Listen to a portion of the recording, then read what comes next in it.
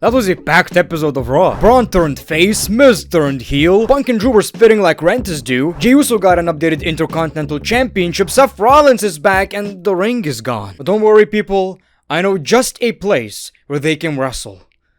Yeah, boy's forehead. It's weird because normally I wouldn't expect so many changes on Raw right before the premium live event. This is supposed to be a go-home show where we just rehash the same stuff we already seen. But I'm so excited to talk about this packed episode of Raw. Now, as always, people, Hollywood great one right here, as seen on Joe Rogan's podcast. People, Joe Rogan is a proud subscriber of the channel. So why aren't you? Jey Uso opening the show with his son and an updated championship caught me off guard. This is literally the custom championship we've seen for years now, and WWE actually used it. It's not a big change, it just has some blue on it, but right now it reminds me of the OG Intercontinental Championship, and I have so much nostalgia for that title, right? And look people, the change is very... Yeah, boy just turned into Drew McIntyre. The change is very subtle, but this championship just went from a 5 out of 10 to 7 out of 10. Finally, Triple H found a bucket of paint and made his title look the way it's supposed to look. And I don't feel like this is just a custom Jey Uso championship, it's just blue. Anybody can wear that. I gotta tell you, this segment made me feel the emotion of Jey Uso finally becoming the Intercontinental Champion, a singles champion in the WWE, than the actual moment where he became a champion. This was a very good emotional promo that connected with everybody, in my opinion. He thanked his mama. Man, when somebody thanks their mama, it just goes straight to your heart. He thanked the fans. This is his first singles championship and he'll fight every week for it. Except this one, I guess, because we didn't get him in action. His whole life, he was just a twin. They didn't know him, but now they do. His mama told him to go out there and get it, and Uso did. Mama, we did it.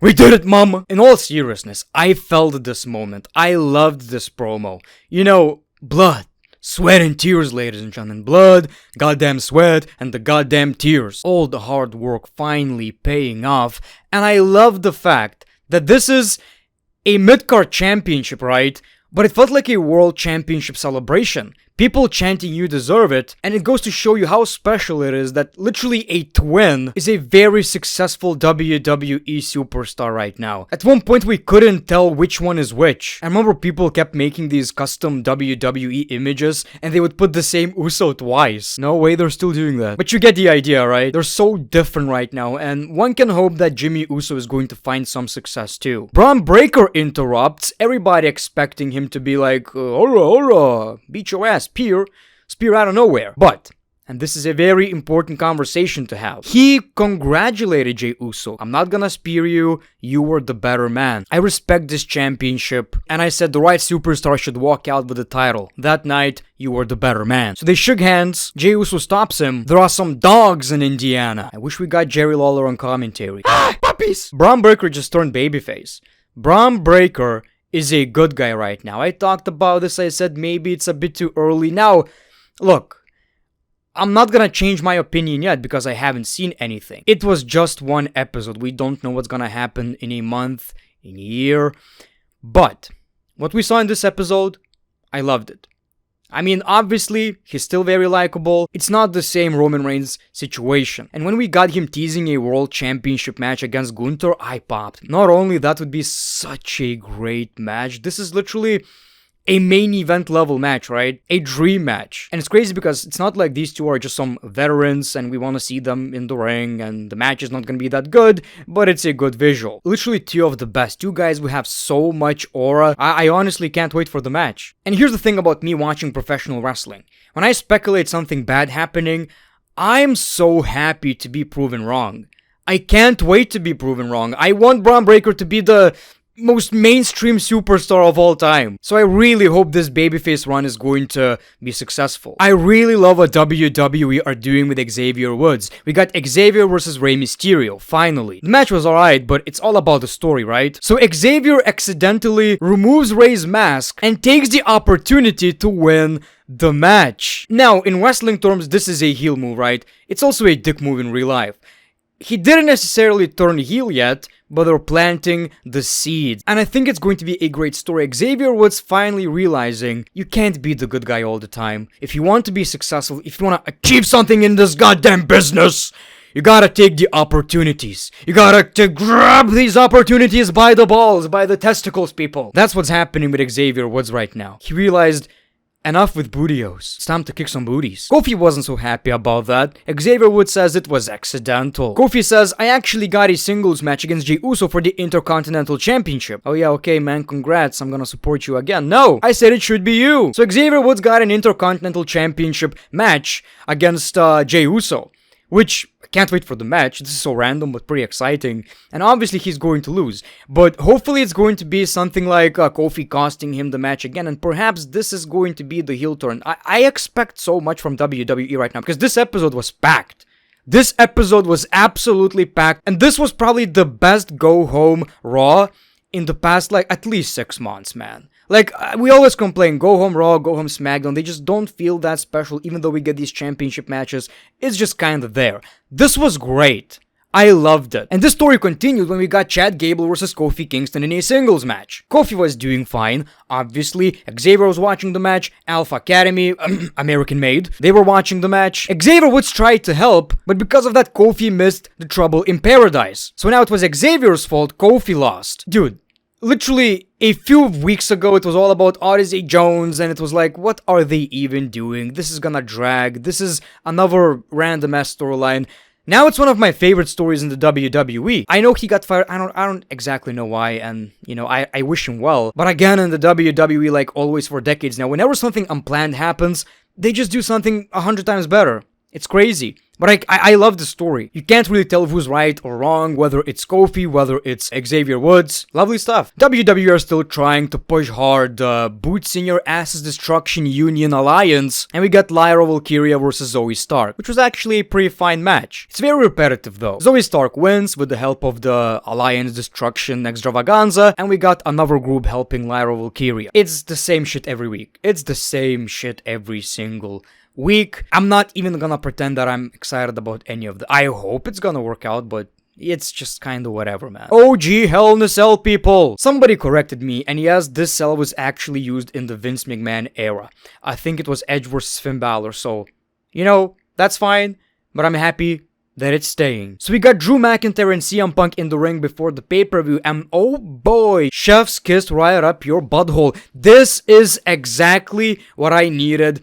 And after watching this promo, if you still don't feel like these two should main event the pay-per-view, I don't know what to tell you. All respect to Cody, Roman Reigns, it's gonna be great, it's a big match. You can't beat that shit. After this promo, They have to main event. And Drew McIntyre eats corn the long way. We're back, people. We're so back. We're back with the good signs, not some video game references. Modern Warfare is better. Drew McIntyre is wearing black out of respect for Punk's wife. After Saturday, she'll have to feed him and bathe him. So many expectations, man. And she'll probably leave him too. And she'll probably leave you for me, CM Punk. She's finally gonna be with a real man, Punk. Now Punk will be gone for good, all thanks to Drew McIntyre. It's kind of weird because a lot of people actually cheered for that. Punk says people called him a lot of things over the years. Tonight, Punk is voiceless. He has nothing to say to a piece of garbage like McIntyre except that he's filled with rage. He can't go home. He's sleeping in a hotel. He cannot subject his wife to a man Drew McIntyre turned him into. He says after Hell in a Cell, he'll send McIntyre home to Scotland in a box. Man, how far can WWE actually go? Because now the expectation, I'm trying not to get excited, but the blood is guaranteed, right? Like this is gonna be great. Don't forget you prayed for this. And it happened. I will see you in hell. This right here just sold this match. This segment made me absolutely convinced this should be the main event of the show. Just some really, really strong work from Drew McIntyre and CM Punk. And they can still come up with new material and get us excited in so many different ways. Like, again, I just hope the expectations are gonna be met on some level. Let's not get excited. This is still PG programming, in a way. I mean, it's a premium live event, you can get away with shit, but blood. If we get blood, I'm happy. That's all I need. R-Truth is back. This was a funny segment. He doesn't even know why he left. The Miz asks him, why are you here? I work here. He says, I got us a little match. Us versus AOP. Obviously, he was talking about the AOP, and The Miz said the authors of pain. What books have they written? That's the R-Truth I like. Sometimes it's cringy, but this is great. So we got the match, right? Awesome Truth versus AOP. Everything is going fine. Karrion Kross was watching the match, and when R-Truth tagged The Miz turned on Truth. So of course AOP won the match, and The Miz, is he heel now? He's a bad guy. He saw the light. And what he shot. Lovely stuff, man. And this is the first W for Karrion Kross. He actually changed someone's mind. Karrion Kross has some pull right now. Well, maybe Xavier is going to join him too, or something along those lines, because that seems to be working too. Kinda interesting. Karrion Kross is someone I'm trying to like. I know he has something. For whatever reason, it's really hard to get excited about him, but lately, I think he's growing on me.